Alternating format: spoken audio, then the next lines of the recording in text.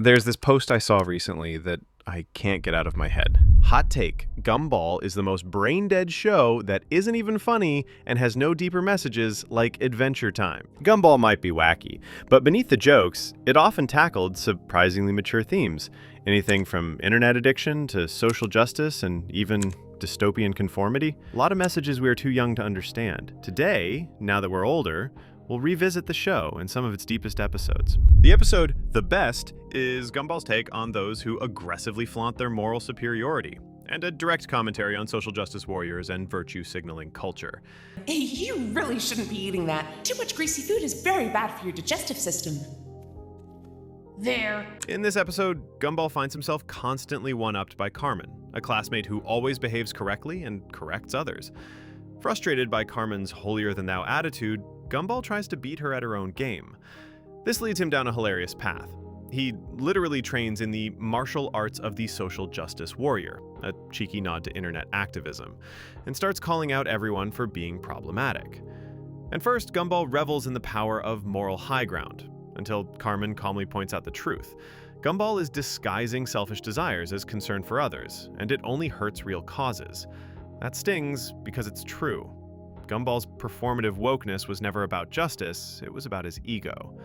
When Carmen tells him that his fake outrage and self-serving heroics actually undermine legitimate issues, Gumball's newfound SJW powers literally fade away. By the end, Gumball even stoops to digging up dirt on Carmen to tear her down, proving how shallow his crusade was.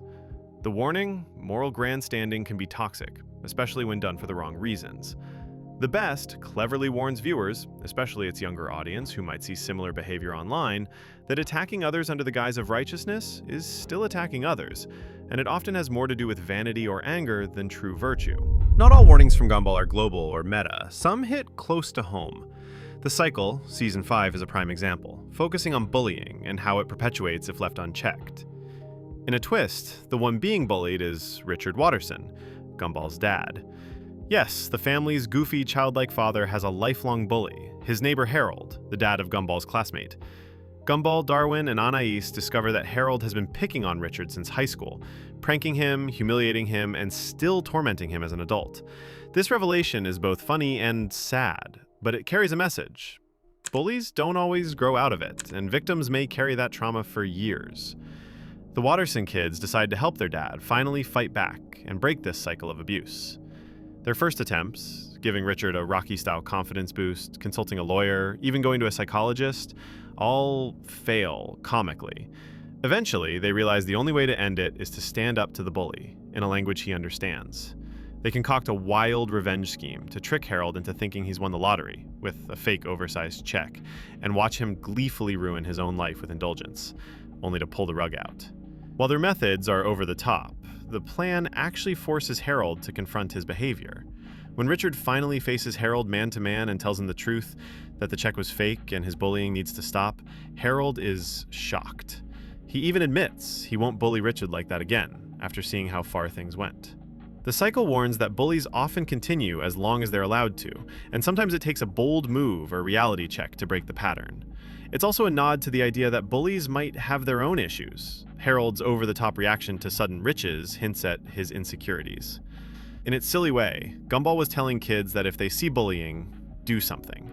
Ignoring it only lets the cycle continue. Though Gumball didn't shy away from big, complex issues either. In fact, one episode took on an entire presidential election, using a school heatwave and an incompetent leader to mirror real-world events. It's possibly the show's most ambitious social warning. Imagine an elementary school election that spirals into chaos, and you've got The Candidate, Season 6. But this episode isn't really about school at all. It's a razor-sharp satire of the 2016 US presidential election and the folly of ignoring a crisis. Gumball and his classmates are locked in a room during a heat wave, thanks to a failed future leaders camping experiment by the parents. As the temperature in the room rises to dangerous levels, the kids start fighting over resources, cookies, and the AC. To restore order, they decide to elect a leader to solve their problems. What follows is a brilliant parody of modern politics. Anais, the smartest candidate, tries to reason with facts, while populist loudmouths like Tobias gain support with empty promises. Eventually, Gumball himself runs for leader on a platform of pure denial. He literally literally claims there is no heat problem while sweat pours off everyone. This is a direct jab at climate change denial, with the overheating room symbolizing global warming that everyone but Darwin chooses to ignore. Gumball wins the election by goofing off and telling people what they want to hear, much like a certain real-life political scenario. Under his leadership, the kids form factions and riot, the room catches fire, climate crisis anyone, and the entire school nearly burns down. Throughout, there are on-the-nose references, web domains that spoof alt-right memes and Russian interference, mentions of alternative truth, a play on alternative facts, and lamestream media, all packed into the dialogue. It's astonishing how directly Gumball calls out the misinformation and divisiveness of that election era. By the end, the kids only survive by working together at the last second, escaping as the building explodes from the heat they refuse to deal with. Gumball, of course, tries to take credit for accidentally uniting them, but nobody's buying it. The warning could not be clearer. Ignoring real problems like climate change for the sake of short-term comfort or ego will lead to disaster,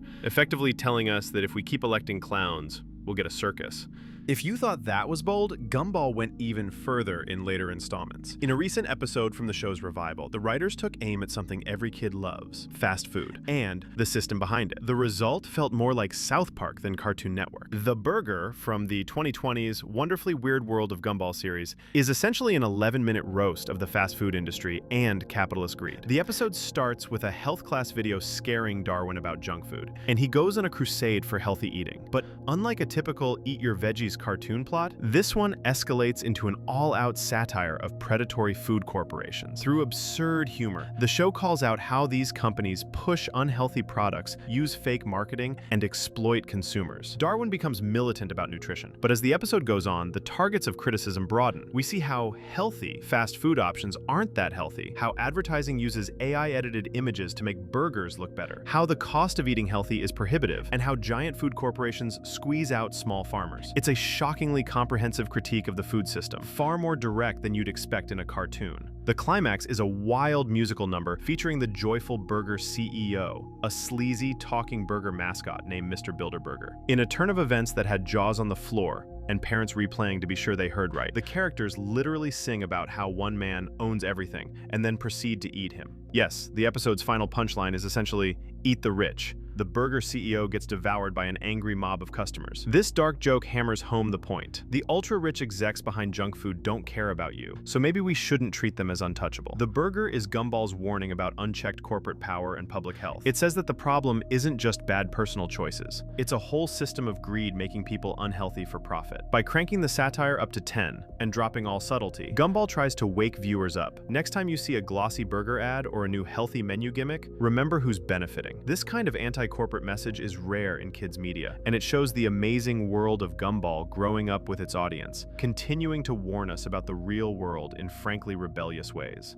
Though probably the most relatable is in the Uploads Season 4, Gumball and Darwin hilariously illustrate the addictive rabbit hole of online videos. It starts innocently. The boys click one funny clip on the fictional Elmore Stream It site. But one video leads to another and another. Before they know it, Gumball and Darwin are binge-watching viral videos. From goofy memes to pranks, unable to stop clicking recommended links. The satire quickly becomes clear. They lose track of time and reality as they chase the next dopamine hit of internet content. In a brilliant montage, the boys age into teenagers while glued to the screen, wasting years of their life in a matter of minutes. By the time they finally stand up to leave their room, they've grown stubble and hit puberty, a visual gag with a serious undertone about how time flies when you're hooked online. Even then, a 10-hour buffering video of a saxophone-playing chihuahua sucks them right back in, and they literally can't escape the screen. The Uploads is a funny episode, but its warning is loud and clear. Mindless internet scrolling can make your life pass you by. Long before TikTok and endless mobile feeds were a daily norm, Gumball tried to show kids